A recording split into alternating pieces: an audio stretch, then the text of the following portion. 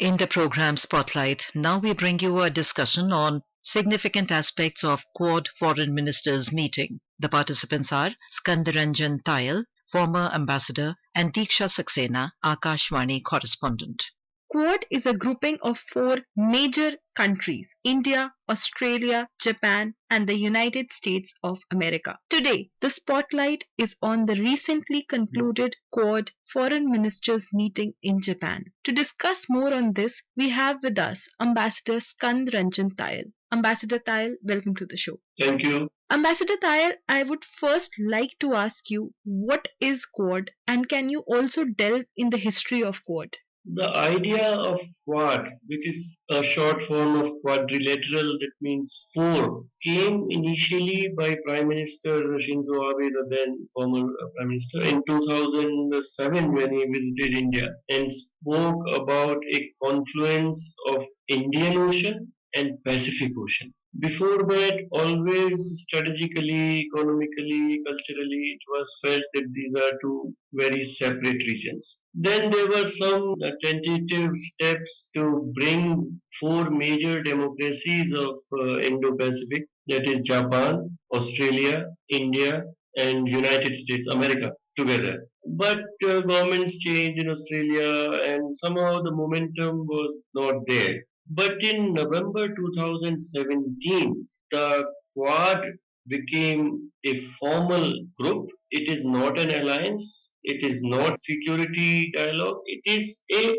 group of four major Indo-Pacific democratic countries which have free economies, and as our external affairs minister said, they have pluralist societies. Now, the background, of course, is that after the rapid rise of China, 2012 onwards, China became more expansionist, more aggressive, and embarked on a wolf warrior kind of diplomacy. So many countries started looking to coordinate their policies to contain this expansionist thinking of China. And of course, the developmental agenda is there, that how these four major democracies, India, America, Australia, and Japan, can work together to strengthen peace and tranquility in the entire Indo-Pacific region and also help in development. And now the meeting which was yesterday at foreign minister level is the eighth meeting of foreign ministers. And at summit level also, the leaders of four countries have been meeting. And the next summit level meeting will be in India because of the US elections. Perhaps it may be in December, but it is scheduled to be in India. So it is a very major grouping. Ambassador Tayal, you spoke about the Indo-Pacific, and in his opening remarks at the Foreign Ministerial Conclave of Quad, External Affairs Minister Dr. Jaishankar said that only Quad can ensure that the Indo-Pacific remains free, remains open, stable, secure, and prosperous. So I have two questions here. Why is Indo-Pacific so important in the current world order, and what are the friction points in this region?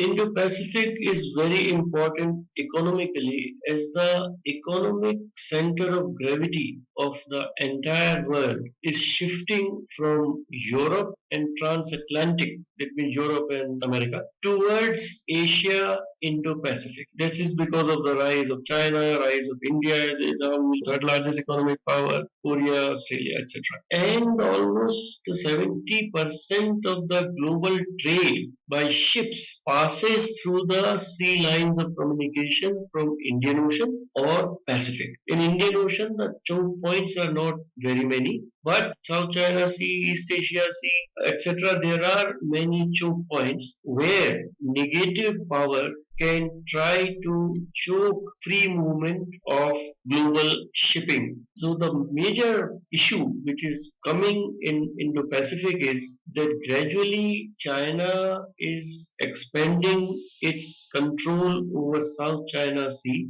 As our listeners know, China has a illegal claim on entire South China Sea. It is a laughable claim of China. but they claim it, and gradually they are increasing their control over South China Sea. At present, they say that any naval ship of any other country passing through that area should inform China. They are not enforcing it, but they are demanding it. And gradually, it can be that even the commercial ships may be asked to report to China, just as Egypt controls the Suez Canal. There could be a situation like that. So the Quad countries, as well as all the other countries of Indo-Pacific, want to ward off that kind of any possibility on the part of China, and they are working together. And every statement coming out of Quad or ASEAN or any other major grouping talks of free and open Indo-Pacific, that sea lines of communication should be open, unimpeded,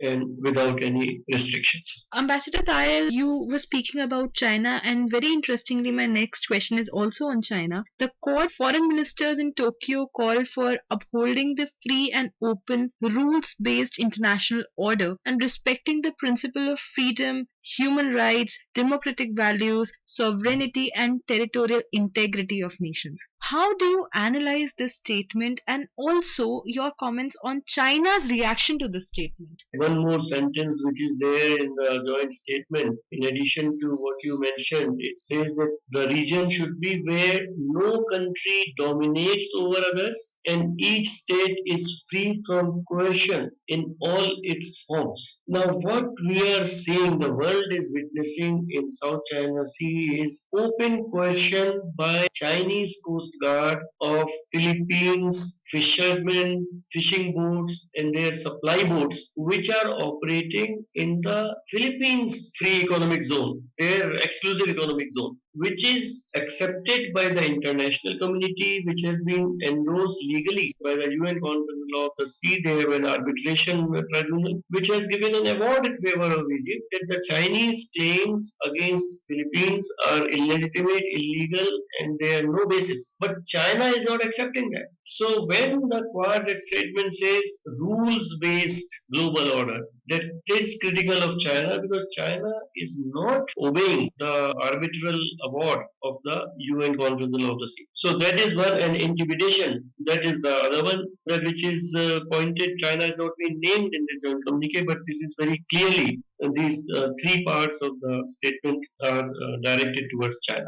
Ambassador Tayal, circling back to the joint statement, the Quad has unequivocally condemned terrorism and violent extremism in all its forms and manifestations, including cross border terrorism, and urged all the countries to take immediate, sustained, and irreversible action to prevent territory under their control from being used for terrorist purposes. India has always been very vocal about terrorism. Do you feel India has succeeded in putting forth its views on the threats from the cross border terrorism? Over the years, I remember before 2001, India was practically isolated when we talked against terrorism. But gradually, the world has realized that terrorism is a menace which is affecting all the countries. You look at the European countries and India, of course, Afghanistan and Russia, there have been attacks, and of course, Australia, there were attacks. There is now a greater degree of appreciation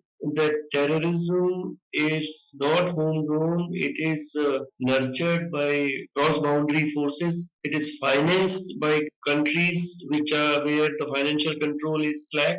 Pakistan is one of those countries. They give shelter to known terrorists and terrorist organizations. And this message is now clear, and there is more global acceptance of joint struggle and fight against cross-border terrorism. And India's message has now been accepted by most of the countries of the world. Ambassador Tayal, the countries have also called for an end to violence in Ukraine, Gaza, and Myanmar. What importance does this hold in India's foreign policy considering its relations with these countries? India has made very balanced and statements and taken very balanced positions on all these three conflicts. And India's role is to support any efforts towards peace and reconciliation.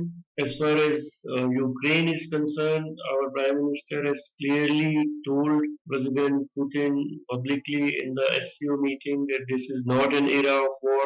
And the statement issued yesterday also speaks of respect for sovereignty and territorial integrity, as well as a UN Charter for all the UN members to adhere to it, because the entire peace and security architecture of the world post Second World War is based on the principles of sovereignty and territorial integrity. That is all must be followed by all the members of the United Nations. But having said that, I think there is a realization in the government of India that the two sides, Russia and Ukraine, are not yet ready for peaceful dialogue, while India keeps on saying that dialogue and diplomacy are the only way out. Perhaps the time for that has not yet come. And one pointer to which the whole world is watching is the result of the next election in United States, the presidential election. And if